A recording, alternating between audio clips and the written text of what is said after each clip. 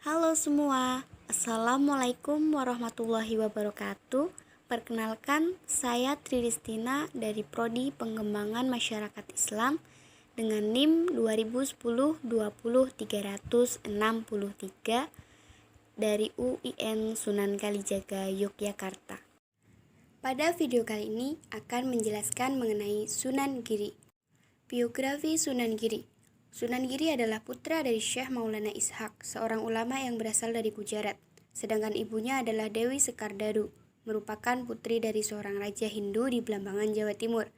Lahir pada tahun 1442 di Blambangan Kingdom, meninggal pada tahun 1506 di Giri, Indonesia.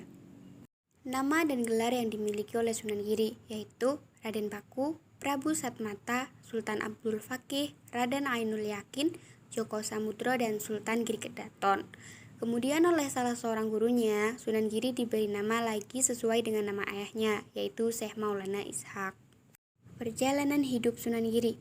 Karena kebencian sang raja kepada Sunan Giri, hingga ketika lahir ia pun dibuang ke lautan, sampai akhirnya ditemukan dan diangkat anak oleh Nyai Ageng Pinatih, dan diasuh juga dibesarkan oleh Nyai Ageng Pinatih. Setelah perjalanan panjang, akhirnya dia sampai di kota Gresik, kota di mana dia membangun sebuah pesantren yang sesuai amanah ayahnya, tepatnya di desa Sidomukti yang terletak di daerah dataran tinggi. Itulah mengapa ia diberi nama Sunan Giri, karena Giri artinya gunung atau dataran tinggi. Lambat laun, pesantren yang ia bangun pun dikenal di seluruh Nusantara, sehingga hal itu menjadi Islam tersebar dengan mudah. Peninggalan Sunan Giri. Ada masjid, lokasinya di sebelah makam Sunan Giri. Masjid ini murni peninggalan beliau, berada di bagian tengah. Memiliki arsitektur yang unik karena berkombinasi antara budaya Islam dan Hindu. Letaknya di Jawa Timur, di Blambangan, Kebumen, Gresik. Yang kedua, Giri Kedaton. Dulunya digunakan sebagai pusat pemerintahan Giri yang dipimpin oleh beliau dan juga merupakan pondok pesantren. Tempatnya di kota Gresik, Desa Mukti. Yang ketiga ada museum.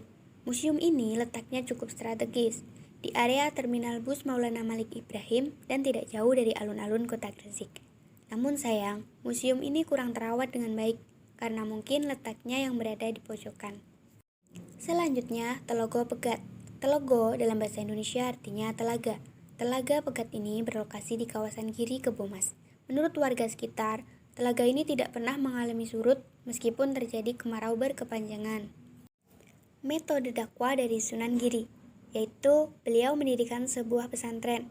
Sunan Giri juga menciptakan lagu anak-anak yang bermakna agamis dengan judul Dolanan Bocah dan Ilir-Ilir yang hingga kini masih dikenal luas, serta menciptakan jenis permainan yang dimana di dalamnya ada unsur jiwa agamis, yaitu jelungan atau jitungan.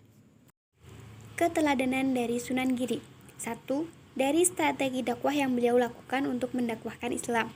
Strategi yang dilakukannya adalah menjadi sang propaganda ulung, di mana ia mampu menaklukkan kerajaan Majapahit, sehingga pada akhirnya kerajaan tersebut mengakui kekuasaan beliau, sehingga pada zaman itu juga memberi kebebasan pada Sunan Giri untuk berdakwah.